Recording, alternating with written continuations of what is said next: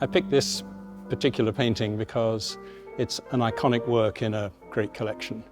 It might seem rather obvious, but to me it's dazzling and strange. I love it. It has extraordinary qualities. It seems intimate and close up, but in fact it has a sort of psychological distance which is very puzzling and mysterious. It's pivotal in Manet's history and Paris's history.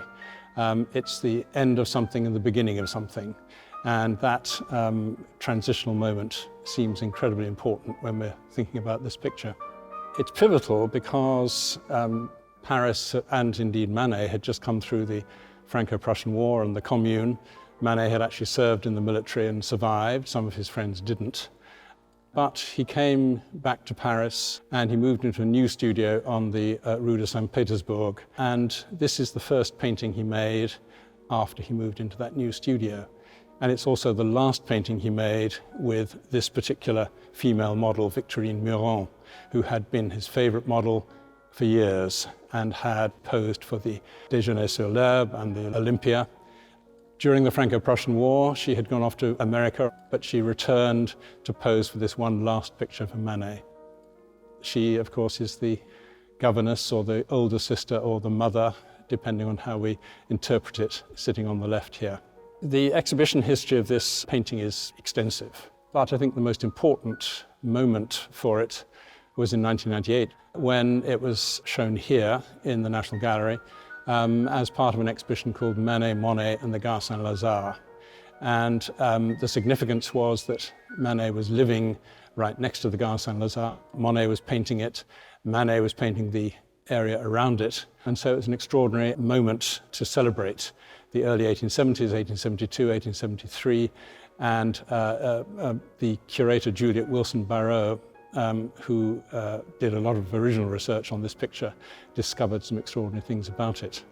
The main fact to remember is that when Manet moved into his new studio in 1872, it was almost next to the railway tracks. Behind the woman and child in this painting, there is this extraordinary, complex, six-pointed bridge called the Pont de l'Europe. We're standing on one of the northwestern points and we're looking across to the northeastern point, which is where Manet's studio was. And Juliet Barrot identified the building at the top left-hand corner as being the door and the windows of Manet's studio, which is extraordinarily significant for the context of this picture. He painted it in 1872-3. It's dated 1873. And it was that first painting in his new studio. He put it into the Salon of 1874, and it was accepted. Much ridiculed, much despised, but nevertheless accepted.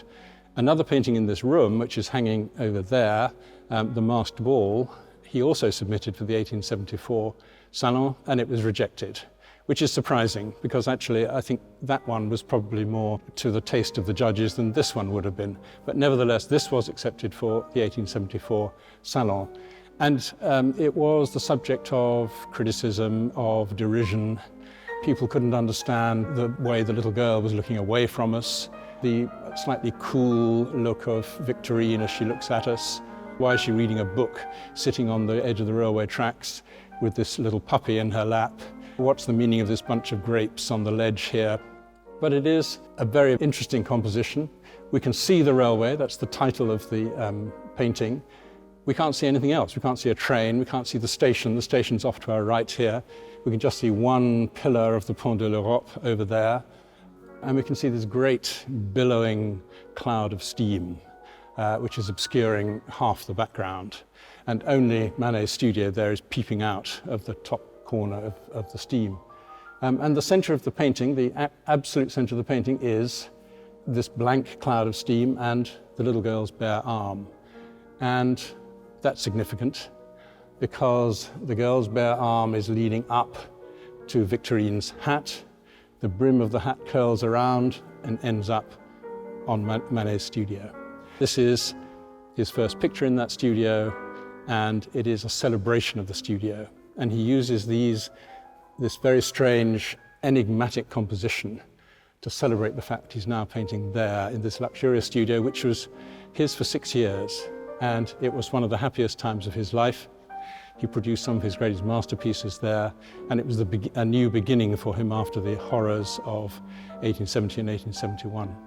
The 8 Impressionist exhibitions never featured a Manet. Although he was interested, he was looking, he was encouraging, but he never participated. And the whole notion of this composition is quite different to what the Impressionists would have done. Elsewhere in this room, we have Impressionist paintings of Paris, and they couldn't be more different to this.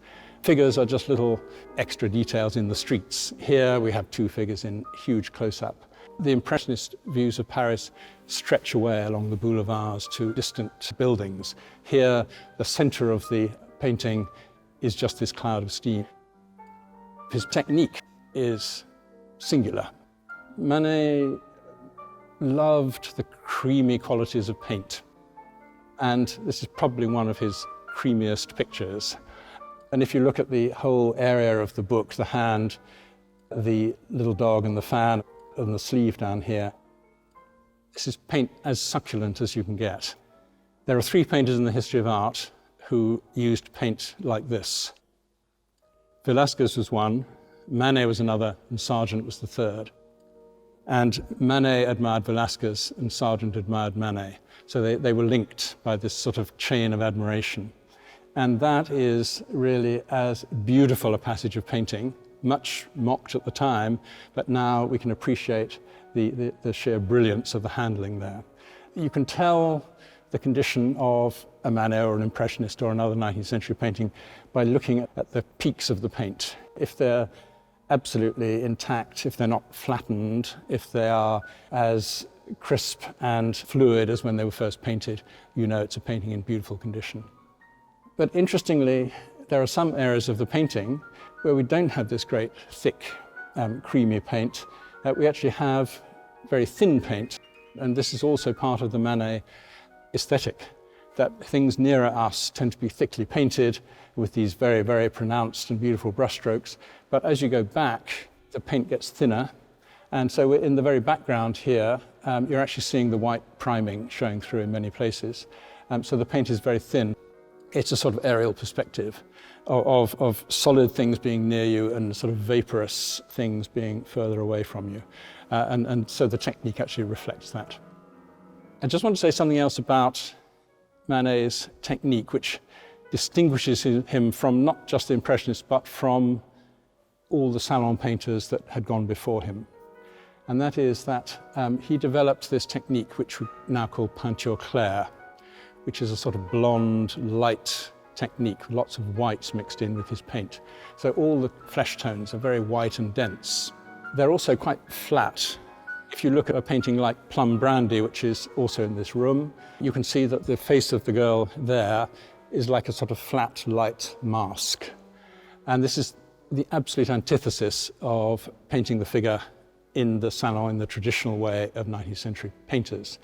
Up until the mid-19th century, the correct way to paint the figure, to paint arms, hands, faces, was to do a very accurate sort of drawing and under-modeling so that you worked up all the shadows on the pale ground, and then you put a thin layer of light-coloured, flesh-coloured paint on the top so that the shadows showed through and made the sort of half-tones and the shadows shine through that top layer of light paint.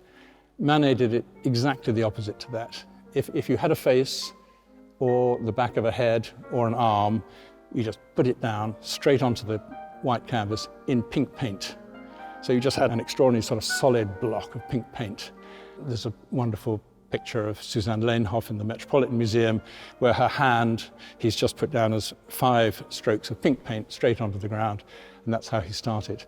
Then he works on the details, the shadows, not many shadows you'll notice, no real half-tones. It's just this extraordinarily direct way of painting. And Manet really started that. Many painters followed him in that sense. The Impressionists were sort of somewhere in between. The Impressionists did actually do some under-modeling in their figures. But Manet had this really uncompromising, direct way of painting faces and areas of flesh and hands and so on. And that distinguishes him from all the painters that preceded him and many of the painters that followed him.